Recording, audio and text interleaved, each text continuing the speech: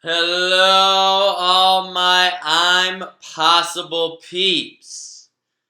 I got a video for you today. We are going to be talking about nutrient deficiencies and how these could be the underlying problems for you and your family.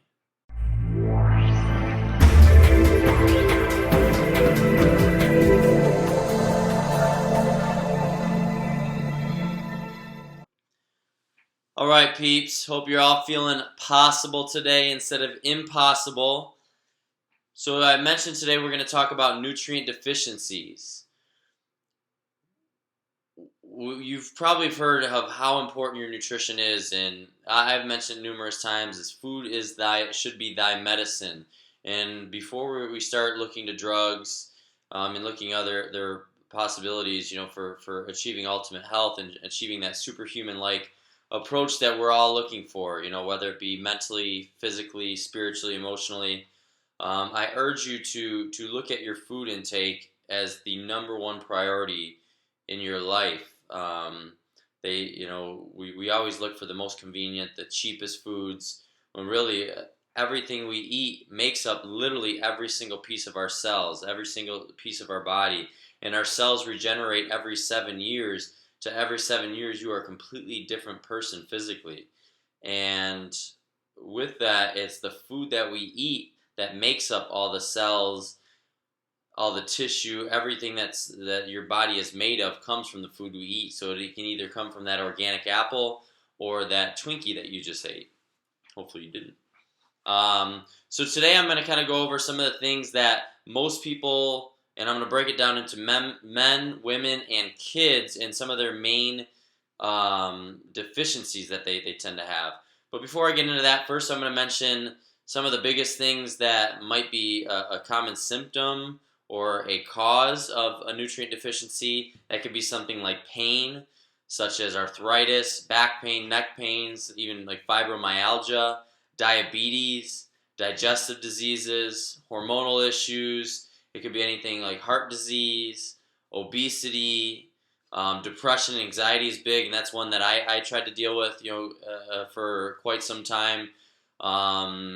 Before I understood all this, before I understood how the body works, Alzheimer's, autoimmune disorders, cancer, and if we're not fueling our body and giving it all the nutrients that we need instead of looking for convenience and cheap and stuffing our faces with foods that aren't giving us the life force or energy that we need back in order to properly use, it's going to cause all types of different issues, and it could be somebody could get pain as a symptom. Some people get it, digestive disease as a symptom. Everybody's body's going to be a little different, but it all comes back to looking at food as thy medicine and make sure you're getting the nutrients that you need. So first, we're going to talk about men. Men tend to be very deficient in some of these foods, like magnesium. So magnesium, vitamin D3, omega-3 fatty acids, enzymes, and antioxidants. You can get, from certain lifestyles, whether they're active or not. You can get things from antioxidants from dark fruits or leafy greens. Things like berries are very high in antioxidants, especially blueberries. Enzymes, digestive enzymes, especially to help break down foods, especially if you live a high-stress lifestyle or eating a lot of processed foods. You tend to be very deficient in enzymes.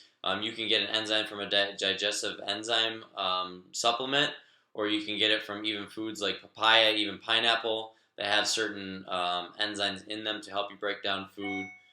Then you look at omega-3 fatty acids, which you can find in grass-fed and wild-caught seafood and meat sources like cattle. You can get them from certain nuts. Walnuts tend to be higher in omega-3s. Vitamin D3 you can obviously get from the sun, just from being outside. You can get them from some certain seafood like cod liver oil, other nuts and things of that nature. You can get, with magnesium. Magnesium, you can get a lot of leafy greens, nuts, and seeds. So adding some of those to your diets as a male is really going to help you with if you find yourself in one of those kind of 10 things that I mentioned at the beginning that you may be dealing with: diabetes, digestive disorders, obesity, heart disease issues. Women tend to be very deficient in vitamin D3, which, as I mentioned, you can get from different nuts, seeds, um, uh, being out in the sun, seafoods. Also magnesium, which again, leafy greens are high in a lot of magnesium. Iron, probiotics. Probiotics are huge. I would say a lot of men are probably deficient in this as well. But again, from our certain lifestyle that we tend to live, probiotics tend to be, we tend to have a bad ratio of good to bad bacteria. So increasing our probiotics, whether it be from a natural supplement or things like kefir, raw sauerkraut, or kimchi. Vitamin B6 in fats. Women tend to always, for quite some time, the low-fat diets.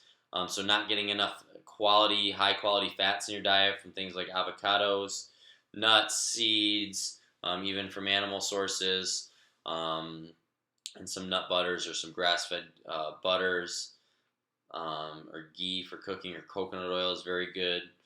Coconut oil is actually a medium chain fatty acid too, so it's great for energy. And then we'll look at kids. Depending on if kids were breastfed, if they were not, they can be very deficient in a lot of fat-soluble vitamins, like vitamin D3 again, vitamin K, vitamin A. Kids also could be deficient in things like probiotics, again, if they're not being breastfed. So you may want to talk with your doctor about getting certain supplements for probiotics, depending on their age. You can start including raw sauerkraut to their diet, if they're willing to eat that. If you start younger, their palate, they might be willing to try some of that, or some kefir instead of milk would probably be the best option. And lastly, omega-3s, and getting some high-quality omega-3 supplements, quality seafood, specifically more from the Atlantic region as opposed to the Pacific, or even supplementing if you have to with that. And you see how a lot of those overlap with the vitamin D3, the omega-3 fatty acids, the magnesium, the probiotics. Those are a lot of the main ones that a lot of people struggle with, and for different reasons. But if you can start either, whether it's supplement or preferably through your diet, you start adding in those, you will probably start to feel a whole lot better, and your body will be very thankful for that. So I urge you to start looking into some of the foods you're eating, start incorporating some of the foods I mentioned here today. See if you notice a decrease in some of the symptoms that you tend to get from nutrient deficiencies. Give it a try, guys. Don't forget to subscribe to my YouTube channel, like the Facebook page, and check us out at mullinsrawfitness.com.